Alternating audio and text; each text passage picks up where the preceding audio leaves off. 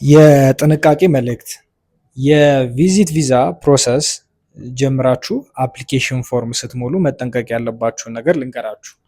ሶ ስፔሻሊ የኢንተርቪው የሌለባቸው ሀገራት ላይ ዶክመንት ስለሆነ ፕሮሰሳችሁን የሚጨርሰው ወይም ዶክመንት ቤዝድ ስለሚሆን ፎርማችሁን በደንብ መሙላት አለባችሁ ማለት ነው።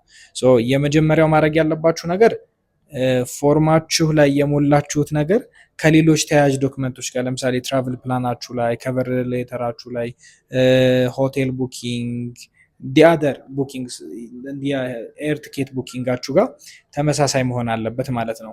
ሶ አፕሊኬሽን ፎርም ስትሞሉ ለሪጀክሽን ምክንያት እንዳይሆኑባችሁ አዝማች አስፖሲብል በደንብ ተጠንቅቃችሁ ሙሉ ማለት ነው። ሶ መጠንቀቅ ያለባችሁን ነገር እያስተካከላችሁ የቪዚት ቪዛ ፕሮሰሳችሁን መጨረስ ትችላላችሁ ማለት ነው።